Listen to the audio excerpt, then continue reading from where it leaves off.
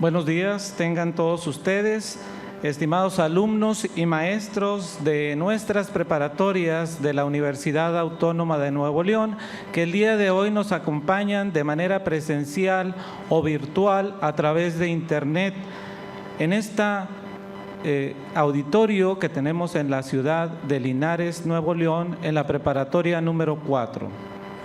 La Escuela Preparatoria número 4 de la Universidad Autónoma de Nuevo León le da la más cordial de las bienvenidas a este tercer ciclo de conferencias que, organizadas por la Sociedad Nuevoleonesa de Historia, Geografía y Estadística AC, en coordinación con la Dirección de Estudios de Nivel Medio Superior de nuestra universidad, apoyan en la materia de Ciencias Sociales y que han tenido a bien escoger a nuestra Preparatoria 4 de esta ciudad de Linares el día de hoy, 19 de abril del 2012, para ofrecer la conferencia que, con el tema Batalla de Monterrey 1846 e Invasión Norteamericana 1847, será impartida por el licenciado Héctor Jaime Treviño Villarreal.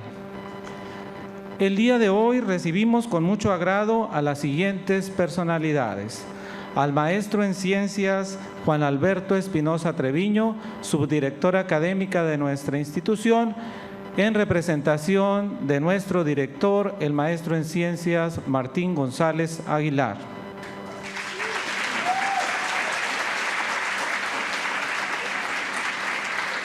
Asimismo, nos es grato presentar al licenciado Héctor Jaime Treviño Villarreal, quien será el que impartirá esta conferencia.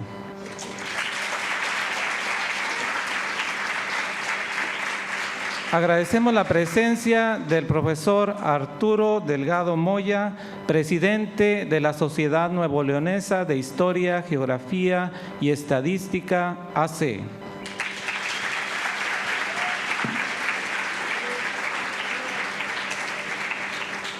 A continuación, el maestro en Ciencias Juan Alberto Espinosa Treviño, subdirector académica de nuestra institución y maestro decano de la misma, agradecerá su participación y dará unas palabras de bienvenida a nuestros invitados.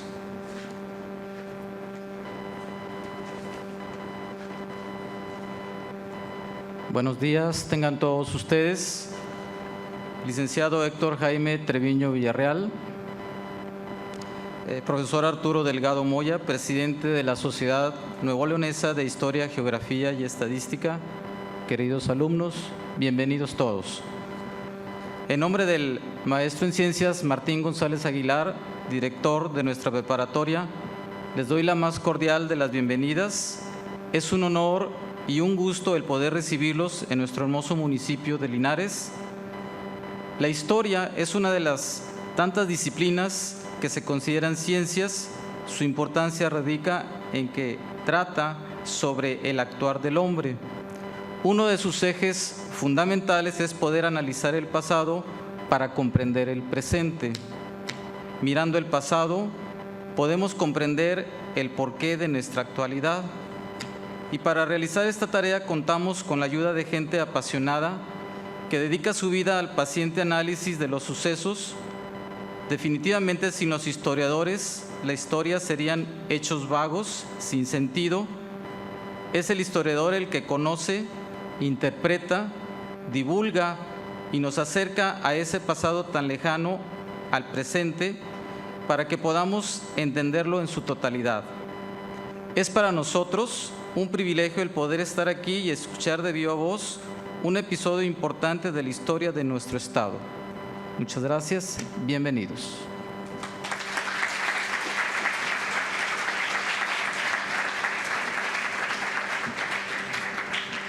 Escucharemos ahora una breve explicación de este programa de apoyo académico que el maestro Arturo Delgado Moya, presidente de la Sociedad Nuevoleonesa de Historia, Geografía y Estadística, ha preparado para ustedes.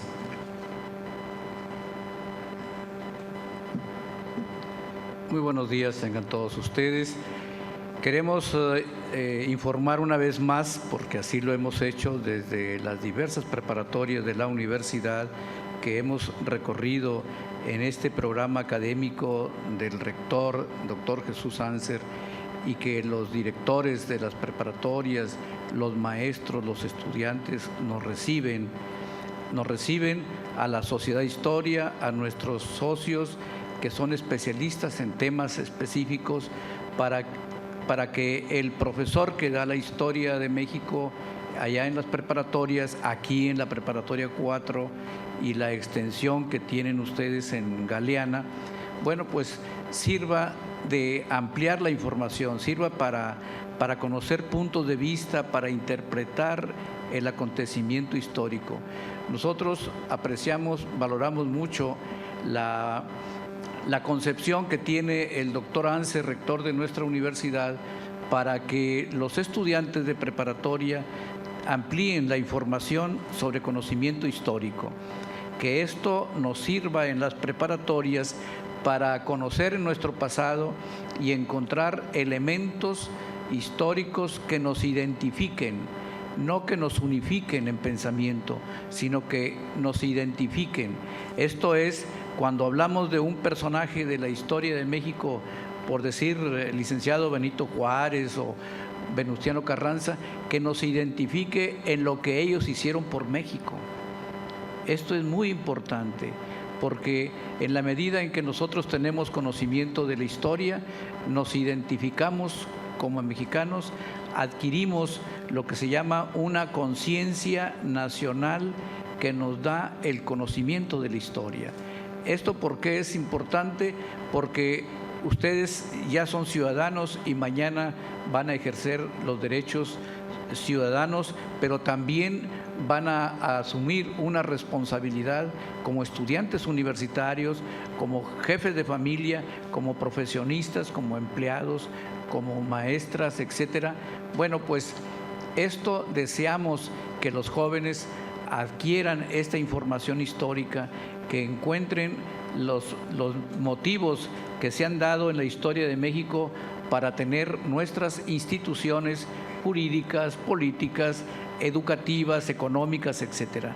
Así pues, que el estudio que ustedes hagan de la historia de México y el apoyo que den nuestros consocios especialistas en temas de historia de México sirva para ampliar esta cultura histórica que la Rectoría tiene mucho interés en que se sienten las bases para ese despegar intelectual que se da en la preparatoria. Así pues, deseamos que se aprovechen en todas las preparatorias de la universidad. Las bibliotecas de la universidad tienen en un CD todo el ciclo de conferencias del primer periodo, del segundo periodo, y ahora que terminemos el tercer periodo, también se va a hacer un CD por parte de la Rectoría que se entrega a los directores y que está a disposición de ustedes para ver y escuchar todas las conferencias sobre los temas que ustedes ven en Historia de México y que se dan a través, en este caso, de Internet.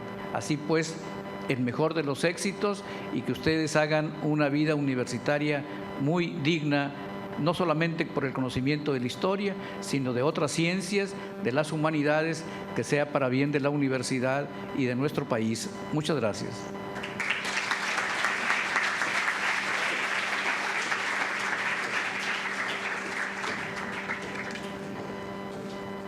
Me permitiré ahora presentarles el currículum del licenciado Héctor Jaime Treviño Villarreal, quien estará a cargo de la conferencia del día de hoy.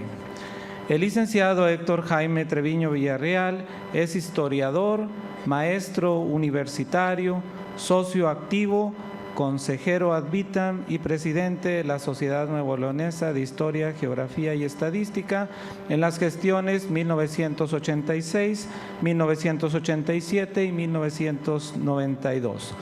Promotor cultural, autor de numerosos libros y artículos sobre historia, geografía y crónica, editor de libros y revistas, investigador de temas históricos y director del Centro de Investigación de Historia Regional de la Universidad Autónoma de Nuevo León en el periodo 2000-2004.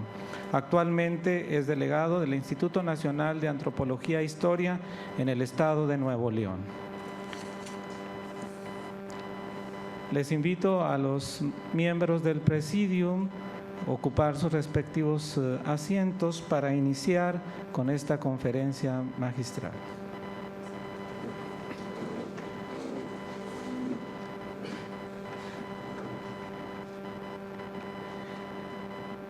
Escucharemos con mucha atención la participación de nuestro conferencista, el licenciado Héctor Jaime Treviño Villarreal.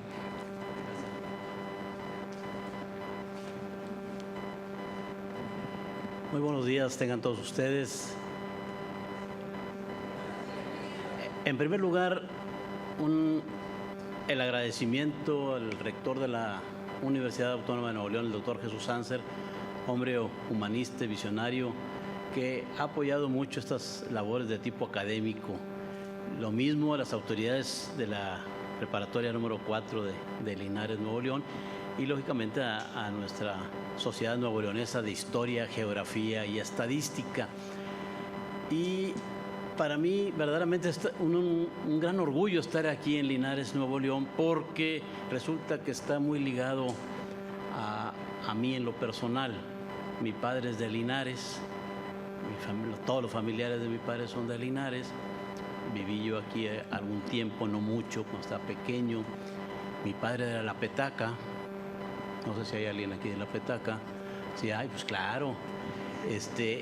Fíjense que en aquellos tiempos, yo soy de Sabinas Hidalgo porque después de la Guerra Mundial mi papá iba a vender productos de Linares allá a la frontera, y resulta que se dedicó déjame contarles rápidamente esta breve historia, ¿no? Porque es muy interesante, ¿no? Y además los chismes siempre son interesantes, ¿no? ¿A poco ustedes creen que nomás los artistas tienen chismes interesantes? No, hombre. Resulta que mi papá iba a vender, de origen eran carniceros, tablajeros, tenían negocio de carne en La Petaca, iban a vender productos a Laredo y a Tampico. No sé, con la guerra había escasez y demás. Entonces, don Melesio Pérez, que fue el creador aquí de las famosas marquetas de leche quemada, le decía a mi papá, llévate unas marquetas, y mi papá no quería, pues ellos eran carniceros, no dulceros. Entonces, pues hasta que al fin le dijo, se llevó 10 marquetas, y bajándose el autobús las vendió luego. La siguiente ocasión llevó 30 y las vendió luego. La siguiente ocasión ya no llevó carne, ni chorizo, ni nada, puras marquetas. Entonces, mi papá habló con don Melesio y le dijo, don Melesio, quiero que me enseñe a hacer dulce. Y yo le pago para que me enseñe. Sí, le dijo, te voy a enseñar. ¿Y dónde vas a trabajar? ¿Aquí en Linares? No, pues no quiero competencia, ¿verdad? No, allá en Laredo. No, con una condición, te llevas a mis hijos. Porque estos muchachos andan, bueno, no digo nada, no van a ser familiares aquí, punto. Puntos suspensivos. Andaban inquietos, en pocas palabras. Total, lo enseñó. Pero en Laredo, pues ¿dónde conseguía leche? Pues no. Le dijeron, ahí en Sabinas Hidalgo, ahí hay leche, ahí la puedes conseguir. Y además, ahí hay muy buenos bailes, como en todos nuestros pueblos, ¿eh? Ahí hay muy buenos bailes, las muchachas están muy bonitas. O sea, aquel hombre joven y demás, pues llegó a Sabinas, consiguió la leche, se puso a hacer las cosas, pero ahí lo agarró mi mamá. Entonces, mi padre de Linares, mi mamá de Sabinas, yo nací en Sabinas Hidalgo, por acá vivimos algún tiempo y hay algunos familiares Treviños y Alanises por aquí, mi papá es Treviño y Alanís, muy, muy ligados a nuestra familia. Entonces, para mí es mucho orgullo venir a Linares, venir a la prepa, venir a esta tierra que queremos tanto. Y además, uno de los maestros fundadores de esta preparatoria, el licenciado Manuel Peña Gutiérrez, era de Sabinas Hidalgo. Hay un notario aquí que fue un maestro universitario, el licenciado Manuel Peña Doria, que nos decimos paisanos al revés, porque su papá es de Sabinas y él es de Linares, mi papá es de Linares y yo soy de Sabinas. Entonces somos paisanos. Bien, ese es el gran orgullo nuestro. Ahora bien, como ustedes vieron, empezamos a contar. Pero antes iba a decirles, fíjense que siempre que doy una conferencia en las preparatorias, en las facultades, le pregunto al maestro Arturo, ¿cómo está el asunto ahí? Porque llego a una prepa y luego todos traen camiseta de los Tigres. Y aquí en Linares, y ahorita les digo por qué, y aquí en Linares, pues veo que aquí el compañero trae uno de los Rayados, y allá también. Bueno, es que yo soy rayado también, ¿verdad? Afortunadamente en la universidad hay universalidad de pensamiento, ¿verdad? Y que podemos irle a cualquier equipo. No, lo que pasa es que los Tigres no existían cuando yo me aficioné al fútbol, ¿eh? No había más que los Jabatos del Nuevo León y los Rayados de Monterrey. Yo era los Jabatos, pero pues ya se fueron los Jabatos también y nos hicimos Rayados y somos Rayados. Dirigí la Hacienda San Pedro, donde está la Cueva de los Tigres, donde entrenan. Yo dirigí la Hacienda y el Centro de Información de Historia Regional.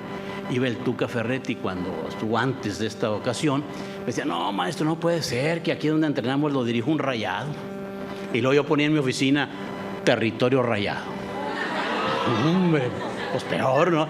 Pero bueno, esas son cosas normales. Pero generalmente el maestro Arturo no dejará mentir, estas historias son interesantes, que bueno, al menos 50-50, pero no veo camiseta de los Tigres aquí, ¿verdad? Pero bueno, y después del clásico no las quieren sacar. Bueno, aparte.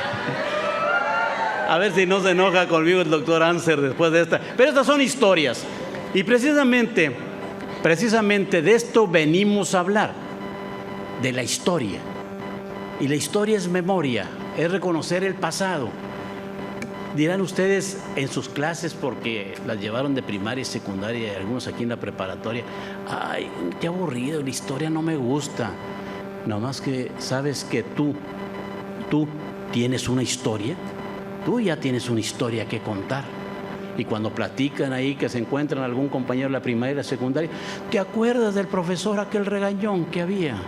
Y te acuerdas porque luego a los profesores nos ponen apodos.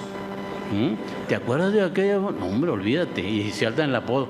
Y empiezan a acordarse de los maestros, pero se acuerdan de sus padres, de los abuelos, de la colonia, del barrio, de los juegos, de la primera muchachita que le echaste los ojos, el primer muchachito que le echaste los ojos. ¿A poco no es historia? Y algunos ya a los 15 años tienen mucha historia que contar. Entonces no me vengan a decir que no les gusta la historia, porque todos tenemos una historia. Y es importante, muchachos, porque ahorita les comento que no tan solo de las cosas que dan en la televisión, la cuestión de los espectáculos, las telenovelas, los deportes, no tan solo de eso hay que platicar. Y para platicar con otra persona, con otras personas, con tu compañero, con tu amigo, con tu novia, con tu novio, etcétera, se requiere tener cultura. Ustedes se imaginan a las jovencitas aquí que el muchachito nomás le esté platicando el chupete Suazo. Y al otro día otra vez, pues ¿qué tiene? Pues es que no tiene cultura, nomás lo que le dice el señor Hernández Jr. es lo que repite, como pericos. Hay que tener una cultura y hay que leer y hay que saber y hay que conocer. Y algunos de aquí que están aquí, al menos la cuarta parte van a ir a la normal y van a ser profesores. Más obligación tienen, pero todos tienen obligación. Y aun cuando vayan a una ingeniería, que vayan a ser doctores y demás, pueden ser muy cuerdas en su especialización, pero tienen que tener cultura, tienen que leer, tienen que darle vuelta a los libros, tienen que conocer diferentes cosas, interesarse por el mundo y por la vida, no nada más estar con estos aparatejos modernos. Qué bueno, ¿verdad? Pero cómo nos iba a decir nos idiotizan, pero no, sí, a veces hasta nos controlan, nos controlan mucho.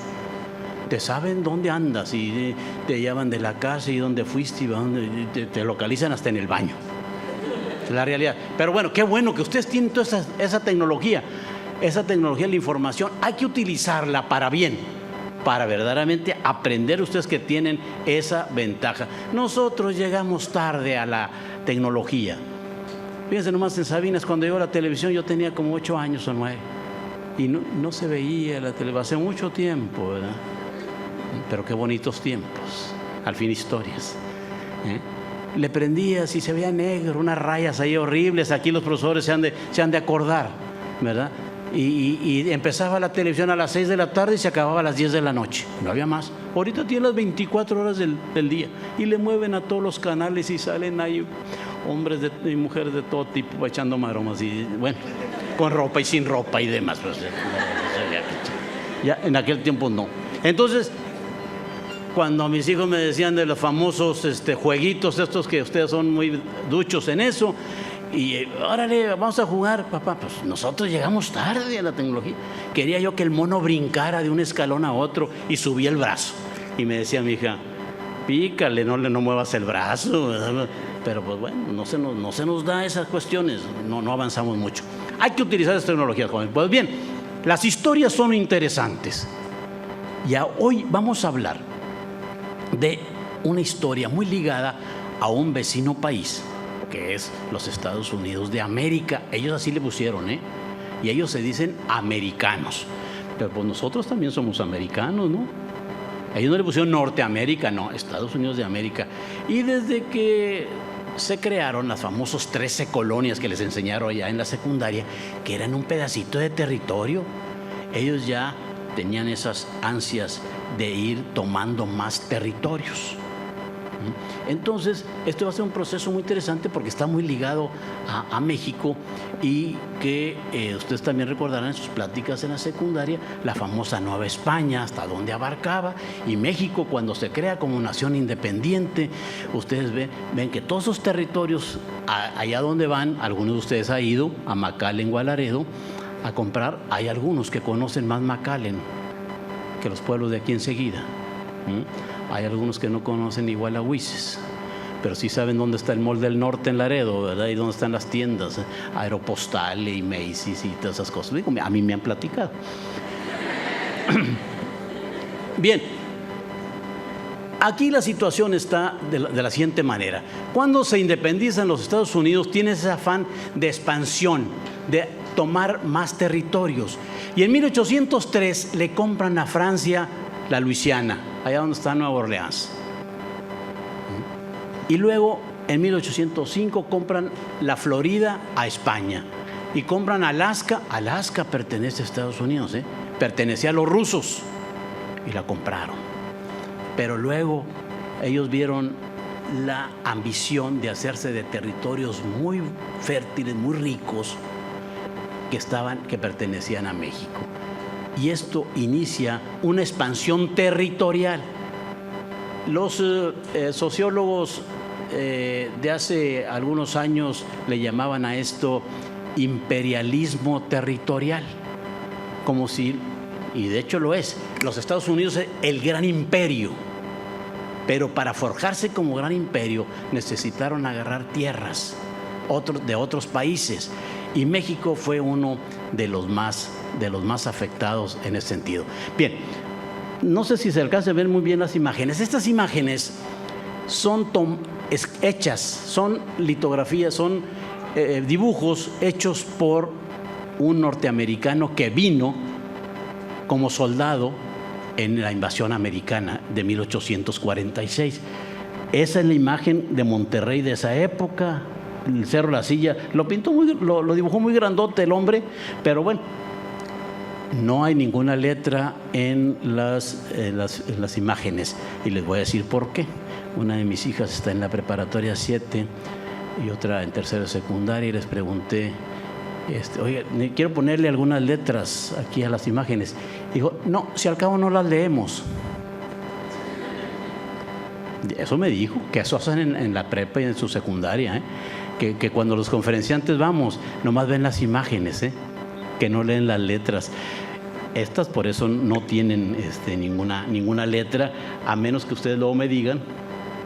Ah, caray, ahí está.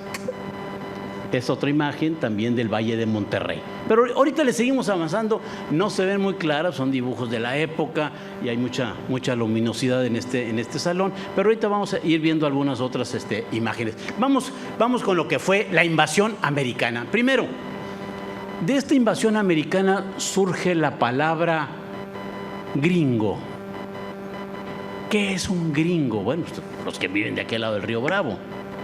Pero resulta que la palabra gringo, según algunos historiadores, nos dicen que algunos de los soldados norteamericanos traían su vestuario de color verde. Entonces los mexicanos que no sabían mucho inglés le decían green, o sea, verde, go, vete, gringo, vete. Y ahora, pues gringos y yanquis en toda parte del mundo le dicen yanquis también, ¿verdad? Pero el gringo es por el color de su uniforme, según algunos historiadores, de ahí procede esta palabra gringo.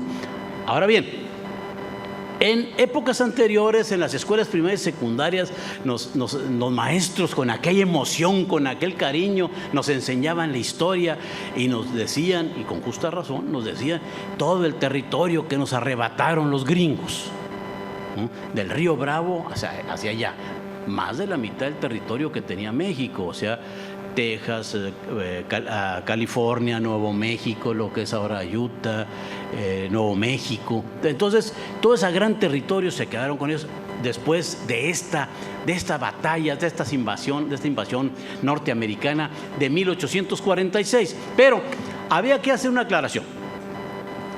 Cuando se presentan estos problemas de que los norteamericanos ven la posibilidad de agarrar esos territorios, resulta que México estaba muy emproblemado internamente. Lo han visto en algunas clases de historia, en que se peleaban gentes que eran liberales y conservadores, o centralistas y federalistas, y andaban peleados como los partidos políticos de ahora, ¿no?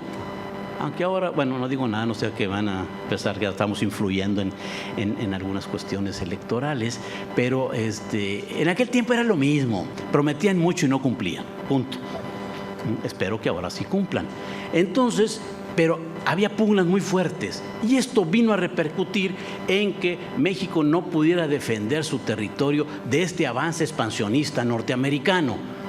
Así es que con esta les digo todo, ni el presidente de la República sabía qué cantidad verdaderamente de territorio tenía México, porque esta parte del norte era muy abandonada, estaba muy lejana del centro de las decisiones de este país, que sigue siendo la Ciudad de México, en un centralismo terrible.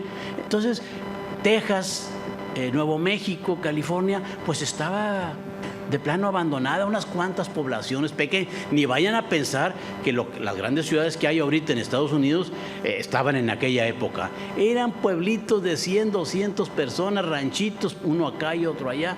Entonces, toda esa extensión estaba libre.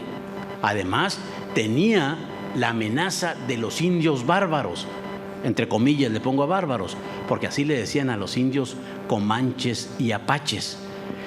Los indios de Estados Unidos, las etnias de Estados Unidos, eran desplazadas por los blancos, por los sajones de la parte norte. Entonces venían hacia el sur y atacaban las poblaciones y se pasaban a México. Eran dos grandes ramas los que venían acá, los comanches y los apaches. Físicamente eran más o menos parecidos, pero como decían en los informes los alcaldes, hoy atacaron los comanches. ¿Y cómo sabían que eran comanches? O atacaron los apaches. Bueno, ¿cómo sabían? ¿Cómo los diferenciaban? Porque los comanches comían carne de caballo. Y al comer carne de caballo, el sudor es más fuerte, tiene cierta característica. Entonces impregnaban las vestimentas, impregnaban las frazadas o la ropa que ellos traían, y entonces la gente sabía que eran comanches, que no eran apaches, porque además apaches y comanches eran enemigos entre ellos además. Pero llegaron los comanches y los apaches, llegaron hasta Guanajuato y a Zacatecas, desplazados por esta cuestión del expansionismo norteamericano que les iba quitando sus tierras. Hay que recordar que las etnias andaban libremente por el campo. Ellos se dedicaban a cazar, a pescar, a recolectar frutos. Entonces llegaron los sajones y empezaron a poner cercas con su ganado y demás, a sembrar, y fueron echándolo de sus tierras. Pero acá en México se recibió eso también esta gente, y estaba la República Mexicana, la parte norte, entre estos fuegos del expansionismo norteamericano y el ataque de los bárbaros, o de estos indios, que tienen una historia muy hermosa, muy bonita. Pues bien, entonces los políticos norteamericanos se dieron la tarea de hacerse el territorio. Empezaba. Estados Unidos en aquel tiempo no era lo que es ahora, ¿eh? Ahorita es la gran potencia mundial. Ya tiene casi 100 años de ser la gran potencia mundial, de ser el gran imperio del mundo, que está metido en todas partes del mundo. En ese momento requerían tierras, era un imperialismo territorial. Ahorita ya no requieren tierra, porque hay algunos de ustedes o sus familiares habrán escuchado que dicen: ay, ¿por qué los gringos no se vinieron hasta acá? Y ahorita estuviéramos viviendo en Estados Unidos. No, ni les interesa, ¿eh? ¿Para qué? Porque ahora practican el imperialismo económico. Nos quitan el dinero y ¿para qué quieren problemas con los mexicanos? Tienen McDonald's, H-E-B, Walmart, Sam's, Colgate-Palmolive, Sabritas, Pepsi. No, y casi todo lo que nos ponemos. Y nosotros, Aeropostale, como traen algunas de las compañeras de aquí. Entonces, nosotros pagamos y ellos se dan el dinero. Esa es la manera de sacarnos el dinero ahora. ¿Y para qué quieres agarrar a México? ¿Para qué quieres con los problemas que hay que darles de comer, hay que vestirlos, hay que darles servicios, luz, agua? No, hay que se queden, nomás les quitamos el dinero. Eso es la política de ahora, porque en aquel tiempo agarraron tierras en Asia, en partes al menos tuvieron bases en Europa, no se diga en África y en muchas otras partes del mundo estaban metidos y están metidos todavía. Entonces, pero en ese momento iniciaba esa gran expansión y requerían estas tierras que México no atendía. Esto, además, coludido con los gobernantes mexicanos que eran corruptos. Estamos hablando de aquella época, que eran corruptos. Entre ellos el principal fue el general Antonio López de Santa Anna, que ustedes lo han escuchado acá en sus clases de historia. Santa Anna, se han descubierto últimamente documentos donde desde 1837 tenía tratos con los norteamericanos para cederles Texas, cederles Nuevo México y demás. Y además había dinero de por medio. Ya ahí se ha dado a los historiadores a develar esos misterios de por qué Santa Anna actuó así. Santa Anna era un tipo muy singular. 11 veces fue presidente de México.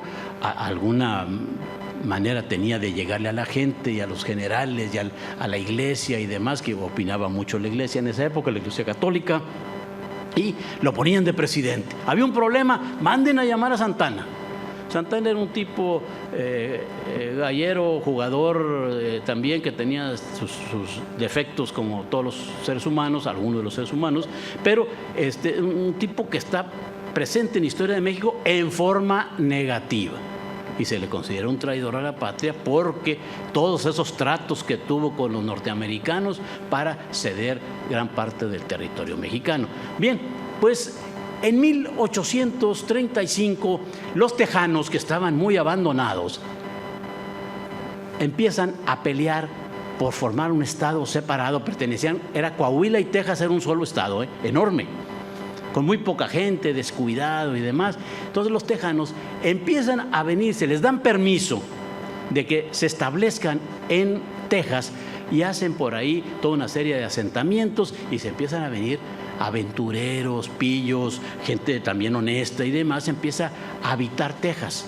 Llega un momento que eran más los norteamericanos y de algunas otras nacionalidades que los mismos mexicanos que vivían en Texas.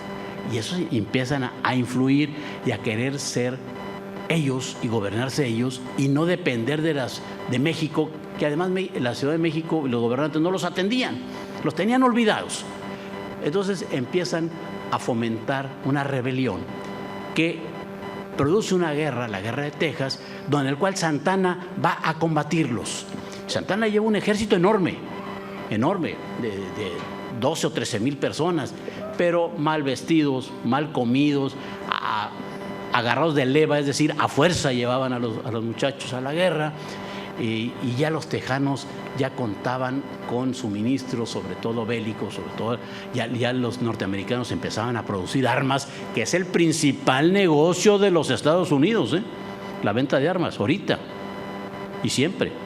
Ahora el segundo es Hollywood, es la industria cinematográfica, pero el primero sigue siendo las armas. Y las broncas que tenemos ahorita en México de tanto paso de armas es porque Obama no ha declarado la guerra a ningún país. Pues no han vendido armas.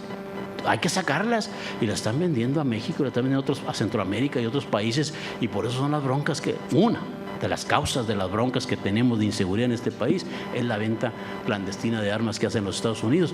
Claro, las autoridades de Estados Unidos se hacen locos en ese sentido porque tienen que darle salida a esa producción tan enorme de armas. Va a llegar un momento que le van a declarar la guerra a algún otro país, pues para poder sacar las bombitas y las granadas y los misiles y los aviones y los tanques y el vestuario y los cascos y las botas. Un negocio enorme. Hay mucho negocio en la guerra. Y los víveres, usted se imagina nomás alimentar ejércitos completos, ahí hay mucho dinero. Y todas las guerras tienen un fundamento económico. Algunos dicen que es religioso y nos hablan de las cruzadas, de aquellos movimientos, las broncas entre religiones y demás. No. Los fundamentos de la guerra son económicos. Pues bien, entonces los tejanos se rebelan, va Santana y sus gentes a tratar de aplastarlos y de hecho lo consiguen. Y hay un episodio muy interesante que los tejanos se enorgullecen del Álamo, donde Santana en San Antonio manda a matar a toda una serie de personas. Han hecho películas los gringos. Uno de sus lemas de los tejanos es acuérdate del Álamo, en función de venganza en contra de los mexicanos en aquella época. Y han hecho libros y demás muy interesantes, pero resulta que Santana se pone a descansar con su ejército y demás. Algunos dicen, y este es chisme, que se fue a descansar con una gringuita, y que lo agarraron. Unos dicen que durmiendo, pero pues si estaba con ella no creo que estuviera durmiendo, quién sabe, eso ya lo pongo en duda. Y hay una canción tejana que todavía la tocan, por ahí la cantan, la Rosa de Texas y la Rosa Amarilla, algo así. Se me olvida el nombre de Mari ¿qué? Se me olvida el nombre de aquí de la dama, porque además ella, según la leyenda de los tejanos, dijo que ella iba a dejar en calzoncillos a Santana para entregárselos. Y bueno, creo que lo logró, porque agarran a Santana, lo hieren en esa batalla y él firma la independencia de Texas en 1836. Y los tejanos se organizan como una república, la República de Texas, la República, todavía lo dicen ellos, la República de la Estrella Solitaria. Y de 1836 a 1846, Texas era una república independiente, aparte de los Estados Unidos y aparte de México. Los norteamericanos, los tejanos tenían miedo de que hubiera una reacción muy fuerte del gobierno mexicano y del ejército mexicano. Entonces empiezan a aliarse con los Estados Unidos. A los políticos norteamericanos o gringos les convenía esa alianza, pues querían apoderarse de Texas, y finalmente 10 años después logran anexarse Texas a los Estados Unidos. Esa estrella solitaria pasa a ser una estrella más en la bandera de los Estados Unidos. Pues bien, pero México nunca estuvo de acuerdo en ese sentido. Y los norteamericanos empiezan a provocar, porque si ya agarramos Texas, hubo presidentes de Estados Unidos que uno de ellos dijo: yo no me voy de la presidencia de la República de Estados Unidos hasta no hacernos de California. Y está escrito en sus discursos. Entonces empiezan a provocar, mandan naves, mandan pequeñas partidas de soldados para que haya conflicto. Finalmente en Matamoros, cercano a Matamoros, una patrulla norteamericana déjame, está hablando la compañera, permítame. ¿Me decía? No era. Bueno, entonces esta patrulla norteamericana es arrasada por los mexicanos y ahí surge el pretexto de la guerra. Empieza la invasión norteamericana por la parte norte, lo que es Matamoros. Mandan por ahí a un general, un hombre valioso, por hay que decirlo, en su carrera militar, Zacarías Taylor, y para tratar de avanzar hacia estos lugares. Y poco a poco van lográndolo.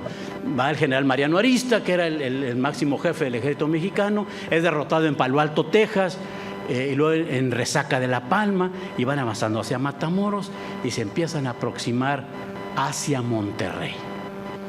Los norteamericanos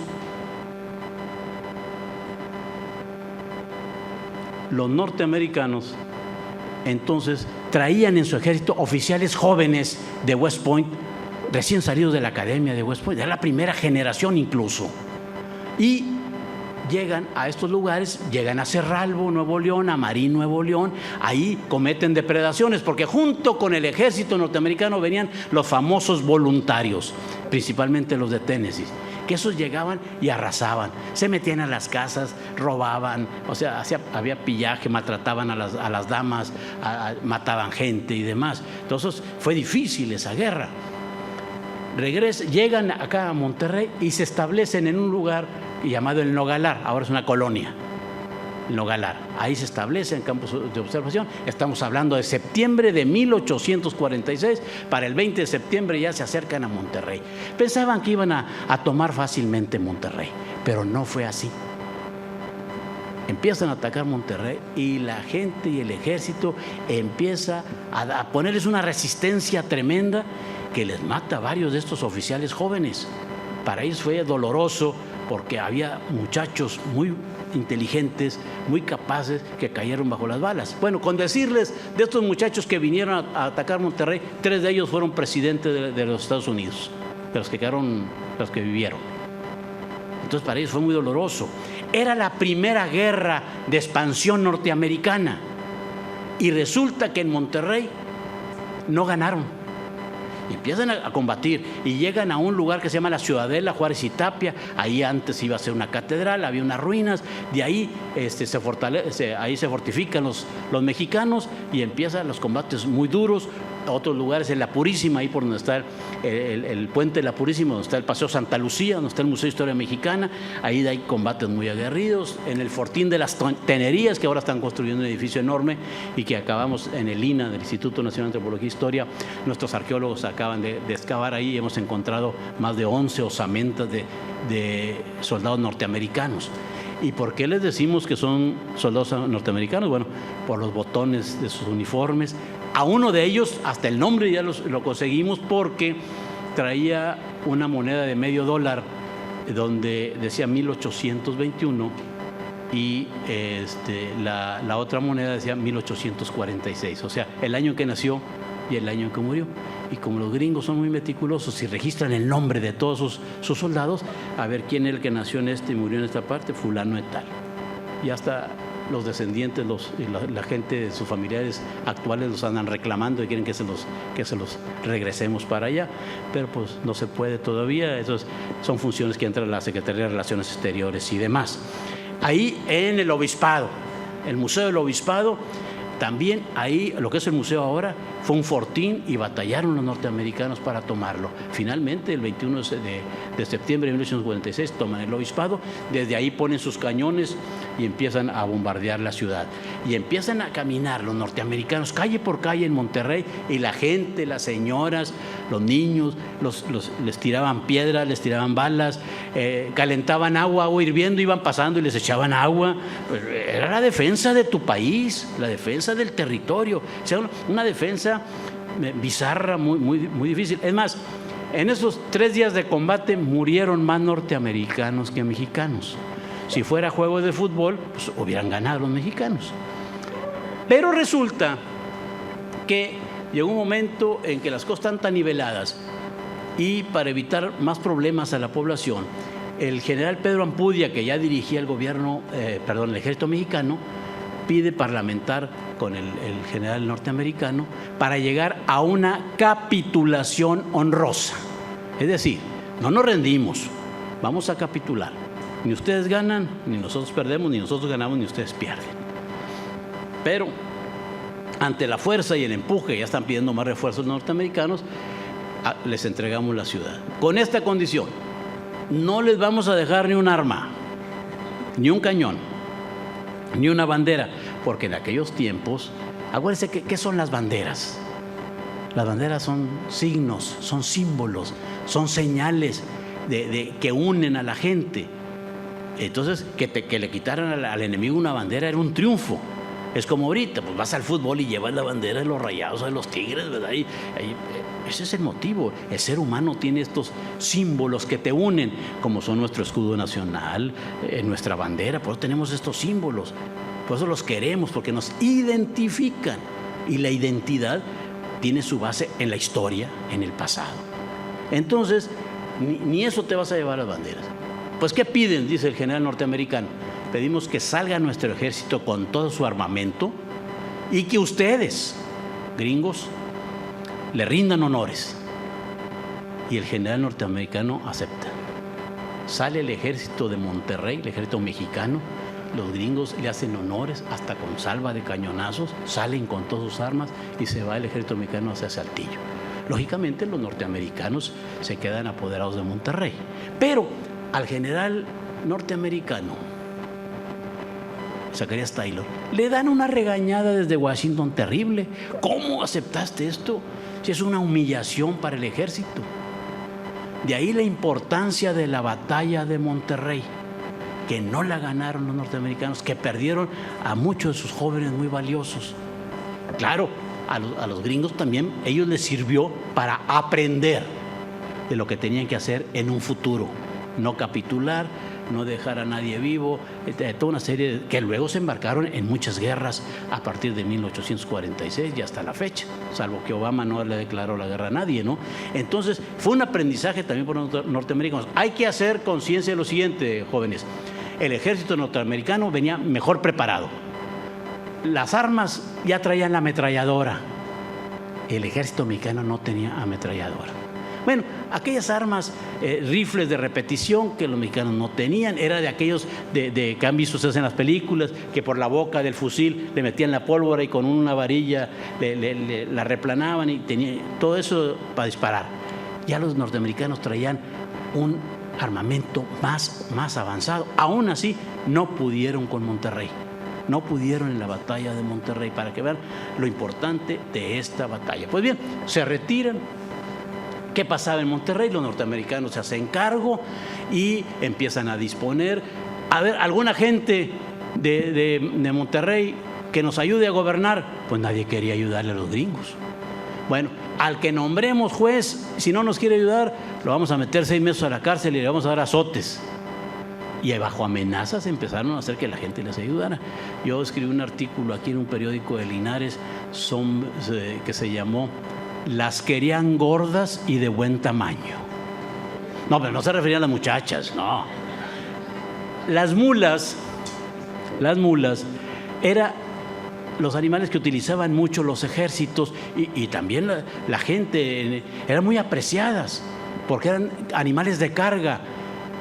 Hay un aspecto de la historia que dicen, que ustedes les dijeron por ahí en la primaria, en la secundaria, que José María Morelos y Pavón, cuando se fue a la independencia, a la lucha de independencia con Miguel Hidalgo, decía, Morelos era arriero, traía un tren de mulas, no tren de ferrocarril, pero así se le llamaba, un tren de mulas. Y dirán, ay, es un arriero y que no. Ser arriero en ese tiempo, tener mulas, muchas mulas, es como si fuera un trailero ahorita, ¿verdad? Una compañía de trailers. Ellos los que transportaban la carga y las mulas eran muy valiosas. Entonces, pero en ese momento que estaba la lucha, el pleito, pues las mulas se encarecían para empezar, no se las querían vender a los norteamericanos y en algunos pueblos que pasaban hambres hasta se las comían. Porque bueno, yo creo que todos hemos comido carne de caballo. No, ¿cómo no, hombre? Los tacos que les venden a esto, cree que hay algo, debe de haber algún caballo, burro o mulita por ahí. Además son muy sanos, no hay problema. Si empiezan a notar que huelen un poquito, cambien de taquería. Bueno. Entonces, en este artículo yo decía que las querían de gordas y de buen tamaño. Es que así le dijo el general gringo al alcalde de Linares: mándame mulas y que sean gordas y de buen tamaño. Y el alcalde le dijo, pues no tenemos ni gordas ni de buen tamaño, no tenemos ni mulas. Claro, ¿a poco le iba a mandar pues al enemigo? Y había problemas y había castigos para los alcaldes y castigos para las autoridades que no hicieran los que querían los gringos. Claro, en la vida cotidiana nunca faltó gente en Monterrey que les hiciera la corte a los gringos, ¿verdad? Que siempre veían un extranjero, como algunos todavía, o algunos y algunas, un extranjero y se te cae la baba, y más si está guapa o guapo, pues bueno, aunque no sean extranjeros, se nos cae la baba, algunos. Entonces, ahí en la vida cotidiana pues hubo gente incluso que se casó con los gringos. Hubo otras damas que les gustaba la fiesta y andaban ahí embriagándose y dándole vuelo a la hilacha, así decimos en los pueblos, con los gringos, con los soldados gringos. Sucede mucho en las guerras, ¿no? Esa es la vida cotidiana. Otros comerciantes se dedicaban a venderles licor, venderles mezcal, pulque, no había cerveza en aquel tiempo, y se los cambiaban por armas. Los ponían, como dicen los muchachos ahora, hasta las manitas, no sé qué significa eso, los ponían cohetes, ebrios, y ya el gringo ebrio ahí, pues te doy otra botella, pero dame el arma. Y esas armas estos comerciantes las vendían o se las daban al ejército mexicano, a las guerrillas que hostilizaban a los norteamericanos. Entonces, la batalla de Monterrey fue muy importante en ese sentido. Luego sale el ejército mexicano a Saltillo y pasan 2-3 meses y no hay combates, porque en estos arreglos, ya Santana no estaba en el poder en ese momento cuando fue la batalla de Monterrey, pero llamen a Santana porque ya están los gringos avanzando, porque además mandaron a otro general de apellido Scott, Winfield Scott, lo mandaron por Veracruz porque la campaña del norte no avanzaba y ellos querían tomar la Ciudad de México. Entonces, pero además, hábilmente, el general gringo que le tocó a encabezar el ejército norteamericano acá tenía aspiraciones presidenciales. Y los políticos en Washington, como en todas partes, tenía enemigos. No, pues no vamos a dejar que este se cubra de gloria, mandamos al otro, para que este no gane y no vaya a exigir la presidencia de la República, para que vean que en todo está metido también la política, la grilla, como dicen ahí en estos medios. Entonces empezó a avanzar de Veracruz a Jalapa, a Puebla, y finalmente llegó el otro a la Ciudad de México, toma la Ciudad de México, en ese episodio que finalmente conocen ustedes como el 13 de septiembre de los niños héroes de Chapultepec, que a ustedes les han enseñado que fueron 6, son mentiras. Fueron 52. No más que en México le rendimos culto a los muertos. A los 6 son los que mataron. Los otros quedaron vivos. Y uno perdió un brazo, otros heridos y demás. Pero la historia mexicana se cuenta así porque uno de los niños héroes fue presidente. Miguel Miramón, un gran militar, presidente más joven que ha tenido este país a los 32 años. Nada más que era conservador. Luego vienen las broncas entre liberales y conservadores, viene la guerra de la Reforma, la guerra de los 3 años, y Miramón anda con los conservadores, pero ganan los liberales. Por eso el aspecto de los niños héroes no mencionan a los otros 46, mencionan nomás a los 6. Bueno, pero ese es otro aspecto que luego platicar en otra conferencia podemos hablar de los famosos niños héroes de Chapultepec. Llegando, estamos en Saltillo, ya Santana viene de la Ciudad de México con un ejército enorme, también de más de 10,000 personas, viene de San Luis y viene a atacar a los norteamericanos de Saltillo. Los norteamericanos salen de Saltillo a un lugar llamado La Angostura, ahí hay monumentos y hay museo y hay una serie de cosas, y se enfrentan los ejércitos. Y los norteamericanos tampoco pueden en La Angostura y en Buenavista con los mexicanos. El combate estuvo tan reñido e incluso las cifras son a favor del ejército mexicano. Pero resulta que hay una rebelión en la Ciudad de México y eso le sirve de pretexto a Santana para regresarse a la Ciudad de México. Abandona el campo de batalla. Los gringos también ya se están retirando a Saltillo y de hecho venirse a Monterrey porque estaba el combate muy difícil y estaban perdiéndolo. Entonces hay un retiro de los 2 ejércitos.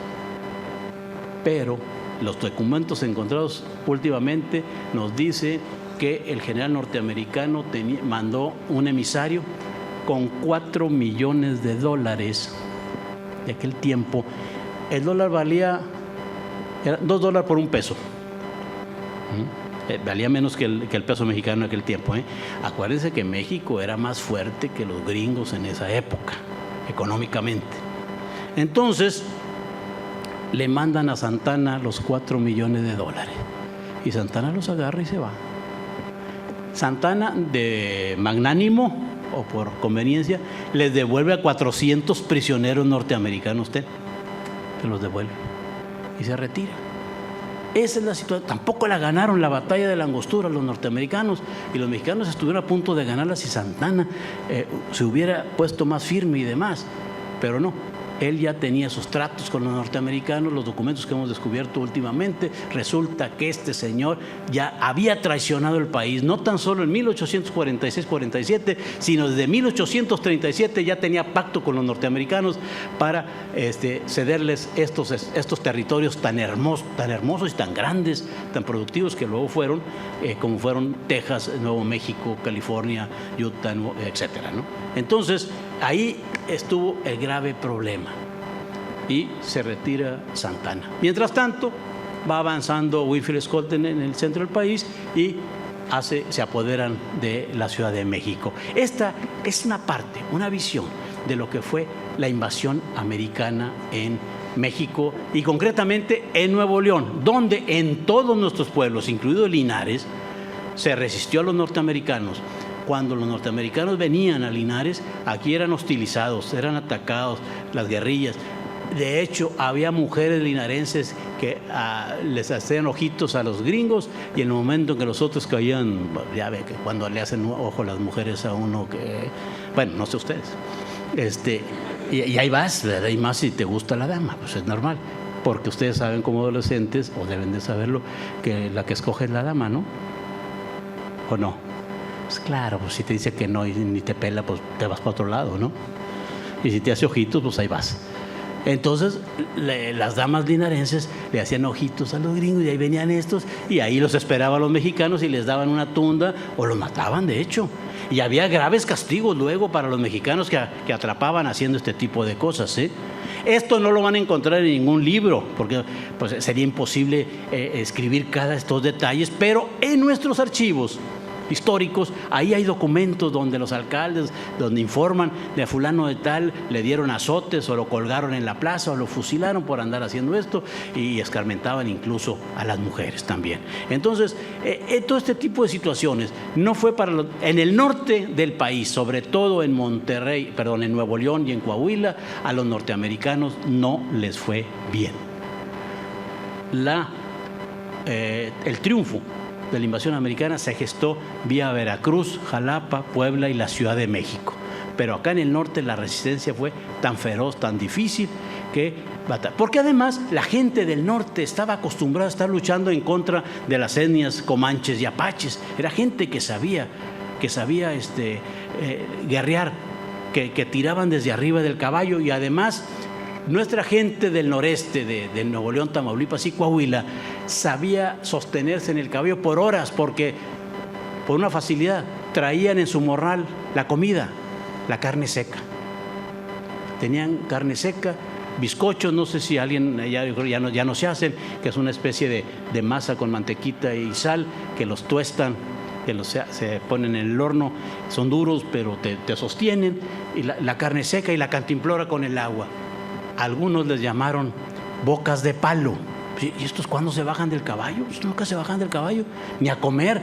Pero los gringos no veían que sacaban su tasajo de carne seca y lo comían y se sostenían. Entonces tenían una resistencia admirable. Eso es para apreciar a la gente nuestra, que muchos de ellos son ancestros de ustedes, tatarabuelos o más allá, que participaron en esos combates que vivieron en estos pueblos. Pues bien, vamos a darle nomás así rapidito.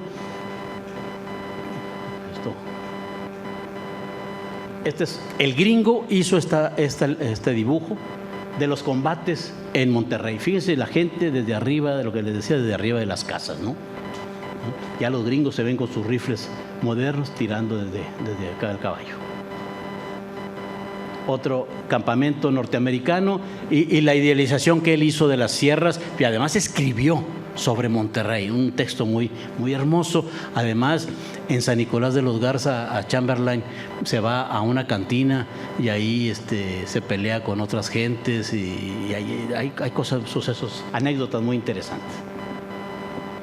Caray. Esta es la Plaza Zaragoza. Ahí está la fuente que está en la Purísima, la fuente esa que está ahí, y luego la pasaron a la Plaza de la Purísima, está en la Plaza Zaragoza, ¿no? combates en Monterrey, la cercanía de Monterrey, las sierras, idealizadas por el norteamericano, afortunadamente. Pues, no había fotografía en aquella época.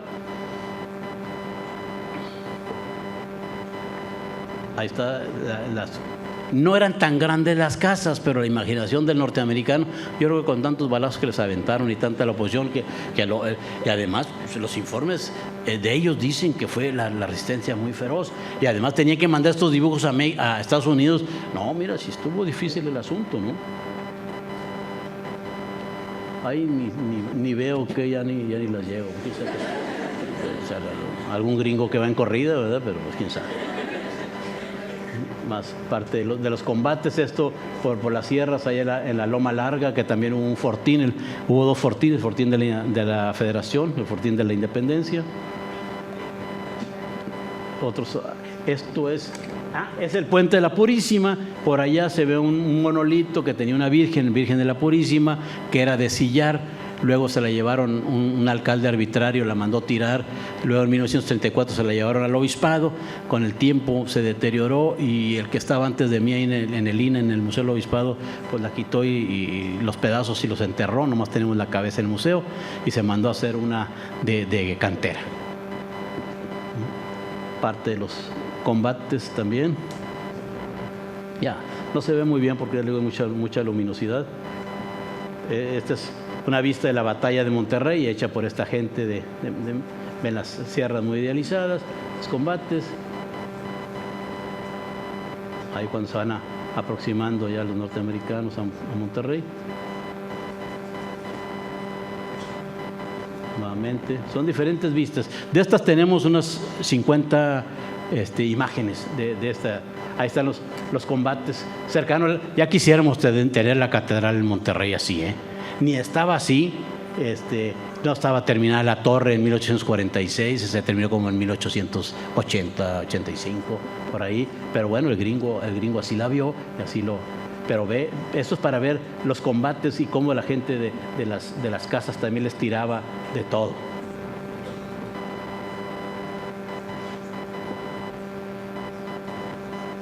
Otras vistas más, para que vean muy idealizado el Cerro de la Silla. Nuevamente, vemos ahí en las azoteas de las casas. Este es ya cuando están negociando la capitulación en el Nogalar, que era un parque. Ahora la colonia Nogalar, Parque Nogalar. Algún político bandido vendió el parque, hicieron colonias, ¿verdad? Que era muy grande ese parque, y ahí está negociando ya la capitulación final de Monterrey. Esto sí está tomado de un libro. Diversos, el ejército mexicano, cómo eran los oficiales, cómo traían. Este señor de abajo era el médico, el encargado de curar a los heridos. Esos son los uniformes que usaban los ejércitos en esa época. Estos son el ejército norteamericano, con diferente tipo. Ahora, los que les gustan el diseño y las modas, pues ya ven diferente. Estos de abajo, que tiene esta cuera o chamarra de piel, eran los famosos voluntarios, sobre todo de Tennessee, que eran muy, ¿cómo debo decir yo? No encuentro la palabra, no encuentro el sinónimo de mendigos. ¿Cómo es? Malos, eran malos, ¿verdad? Entonces, en los de Tennessee así eran, Bueno, ya de diferentes aspectos de los uniformes de la época. Ahí lo dejamos. Miren, hay mucho que hablar. Lo que yo les puedo decir en 40, 45 minutos es nada para lo que hay que conocer de la invasión norteamericana. Finalmente se hace el Tratado de Guadalupe Hidalgo, donde se van los gringos, pero México pierde más de la mitad de su territorio. Del río Bravo, se fijan los límites hasta el río Bravo, que es donde los tenemos ahora, y esta guerra, que fue la primera guerra expansionista de los Estados Unidos, le sirvió para fortalecer su imperio, para fortalecerse, para ser los Estados Unidos. Además, contó mucho también que la gente que quería que Texas y estos territorios pasaran a manos de Estados Unidos eran los que estaban promoviendo que siguiera la esclavitud en Estados Unidos. Los 13 famosas colonias eran enemigas de la esclavitud, pero los estados estos del sur que se van a crear a partir de Texas y demás, ellos eran amigos de la esclavitud, porque se impulsó mucho la siembra de algodón. En ese momento, por 1835 o 1830, se inventó la despepitadora, la forma de sacar el algodón a la semilla de la planta.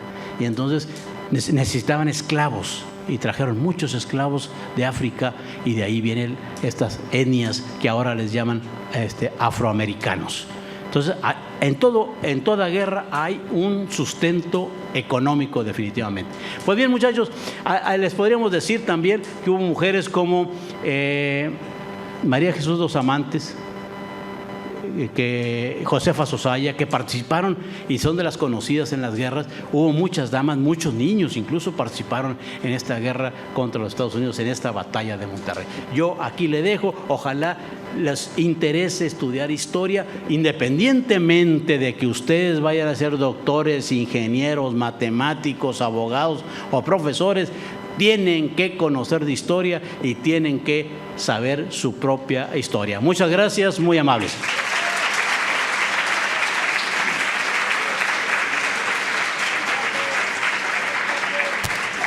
Brindémosle un fuerte aplauso al licenciado Héctor Jaime Treviño por esta interesante conferencia. De esta manera, despedimos la transmisión a través de Internet. Sí, un momento. Sí, hay una sesión de preguntas donde van a interactuar con el licenciado Treviño. Con todo gusto, muchachos, preguntas. Esto tiene mucho que ver con la independencia de un país, con la economía de un país. Para ser independiente tienes que ser independiente económicamente. La pregunta sería, ¿México es independiente actualmente? Bueno, eso es pregunta de mi parte. Preguntas, pregúntenme. Nomás no me pregunten cuál gol del Chupete me gustó más, fue el segundo, ya lo saben, lógicamente. Eso ya. Pero preguntas sobre el tema con toda confianza. Vamos, adelante. Pregunten. Pregunten sin miedo y sin vergüenza. Adelante. Ahí está el micrófono, joven. ¿Qué decía? Joven. Un hombre fuerte. ¿Qué decía el texto? El que fue escrito por un gringo. ¿Perdón? El texto. El que escribió un gringo sobre las fotografías y sobre lo que habían dibujado. Chamberlain se apellidaba. Chamberlain. Sí. ¿Pero qué fue lo que escribió? ¿En qué, perdón? ¿Qué escribió?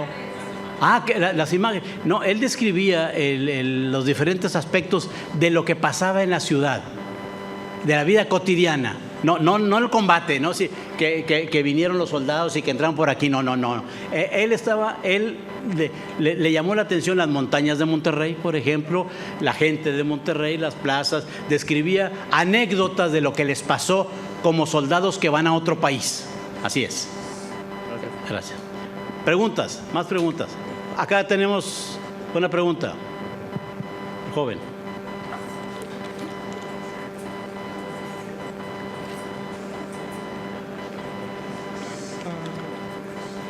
Fuerte. A ver, muévele a ver si está. Leí sobre una revista de voluntarios irlandeses en la batalla de parte mexicana. Sí, y hay una película. El famoso El Batallón de San Patricio. El Batallón de San Patricio. Los irlandeses, hay que ver esto. La mayor parte de los soldados norteamericanos eran protestantes, de religión protestante. Pero los irlandeses eran católicos, o son católicos. Entonces hubo grupos de irlandeses que desertaron del ejército norteamericano porque consideran una guerra injusta y participan del lado de los mexicanos.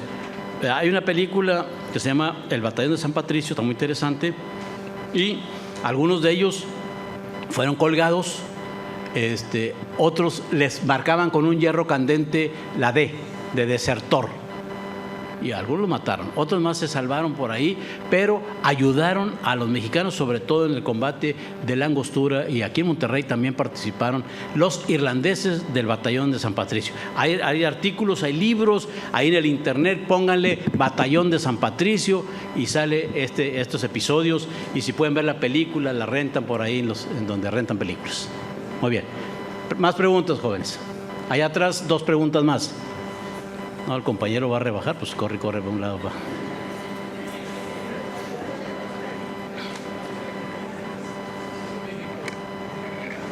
Fuerte. ¿Quiénes fueron los 3 presidentes de Estados Unidos que vinieron a la batalla? Ándale, uno era Ulysses Grant, los otros 2 ni me acuerdo los nombres, porque el problema, miren, les voy a decir una cuestión, ¿por qué no me acuerdo muy bien de los nombres norteamericanos? Porque a nosotros en la escuela primaria y en la secundaria nos enseñaron, ya esa es la palabra, a odiar a los gringos. Entonces, en la secundaria yo no aprendí inglés, nada. Lo único del libro que llevábamos era la primera lección, la primera decía William is a boy. Robert is a boy y William is a boy too. Es todo lo que aprendí yo de inglés en la secundaria. Lo demás ahí lo pasaba porque teníamos, los maestros nos hablaban de la guerra de los gringos y los odiábamos, no querían saber de inglés. Ahorita es obligatorio saber inglés, es más, no pueden salir ustedes de la universidad de una carrera de licenciatura si no saben inglés, o al menos cierto porcentaje del TOEFL. Entonces, eso impide que los nombres en inglés a mí se me queden. Yo les puedo decir de todos los mexicanos, incluso de soldados rusos que combatieron, pero no recuerdo ahorita los nombres de los otros 2 tipos, ¿no? Pero ahí nomás de encontrarlo. Discúlpenme por esa cuestión. Adelante.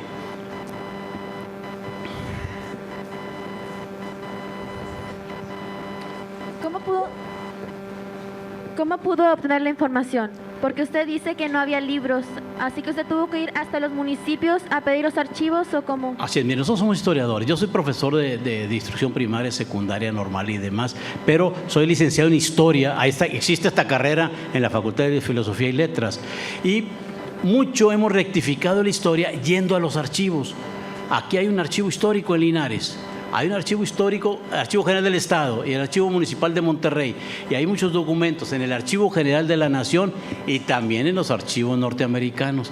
Entonces ahí encuentra uno tantos detalles que las historias las estamos rectificando, la estamos cambiando porque estamos encontrando documentos nuevos. Esto que les digo que Santana recibió 4 millones de pesos, en ningún libro de historia lo encuentran todavía, porque apenas estamos encontrando estos detalles y muchas otras más.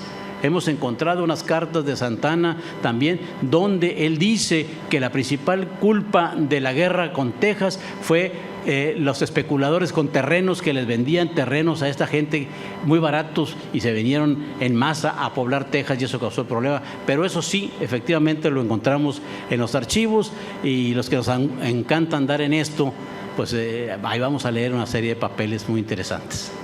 Bien, preguntas, por acá y otra por allá.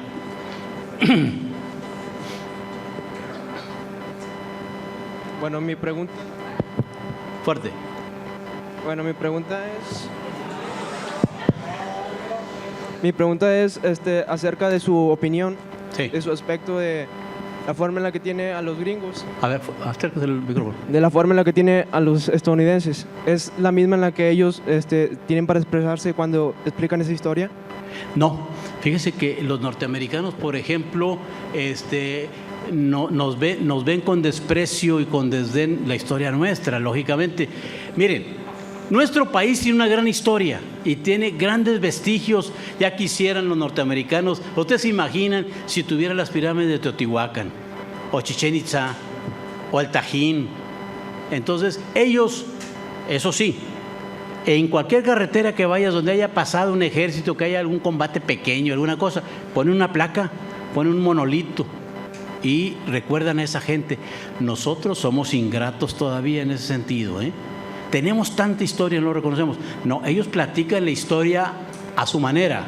Incluso en los periódicos de la época, yo los he leído, nos dicen, tenemos que ir a salvar a los mexicanos de esos gobiernos corruptos, bueno, de aquellos. Hay que dividir, porque están en la ignorancia, están en el fanatismo. Hay que recordar que también el sustento religioso es importante. Los protestantes eran más avanzados en su pensamiento que los católicos. Y México era un país católico y sigue siendo. Entonces, ahí ya hay diferencias, pero eso sería motivo de debates y otras cuestiones. Ellos escriben la historia a su manera e interpretan a su manera, lógicamente, a su favor. No les van a enseñar a los gringuitos, no les van a decir, no, fuimos injustos con México y les quitamos de mala manera el territorio. No, ellos no lo explican así, pues no les conviene. Bien, pregunta. ¿De qué le serviría a México aún tener los territorios que perdió? No, mire, ahorita ya no nos sirve de nada, ni a los gringos. Ahorita tenerlos, conservarlos, los tienen, pero no les serviría a ellos tener más, porque ya lo explicamos aquí. Ahora practican el imperialismo económico. Mejor nos mandan a McDonald's y a Sam's y a Walmart y a H-E-B y a Colgate-Palmolive y a Kleenex y a todo eso, y se llevan el dinero. Entonces, ahorita la historia es conocerla, muchachos, no tampoco para enseñarnos a odiar, porque yo les dije ahorita, a nosotros sí nos enseñaron a odiar, sentías algo gringo y no queríamos, no queríamos ni oír canciones en inglés en aquella época, en los 50s, en los 60s del siglo pasado. No quería oír ni canciones en inglés. Y ahora ustedes, no, pues agárrense con la Madonna y con la Lady Gaga y Beyoncé y todos esos. Yo también me agarro, ¿cómo no? Digo, de las canciones, por favor. Ya lo sé. No, la realidad es que a mí me gustan los Black Eyed Peas. Esos sí son fregones. Bien, adelante. ¿Más preguntas? Bueno, cerramos aquí, muchachos. Muchas gracias, muy amables, me he sentido muy contento, muy a gusto. Gracias a todos.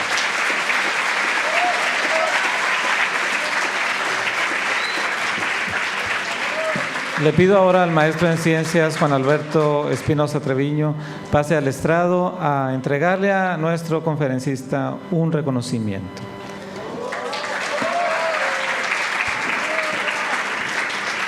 El reconocimiento dice: Escuela Preparatoria número 4, Linares, Nuevo León, otorga el presente reconocimiento al licenciado Héctor Jaime Treviño Villarreal por haber impartido el tema Intervención norteamericana, Batalla de Monterrey 1846, Invasión norteamericana 1847, dentro del tercer ciclo de conferencias ofrecidos por la Sociedad Nuevo Leonesa de Historia, Geografía y Estadística AC, Linares, Nuevo León, a 19 de abril del 2012, Alere Flaman Veritates, el maestro en ciencias Martín González Aguilar, director.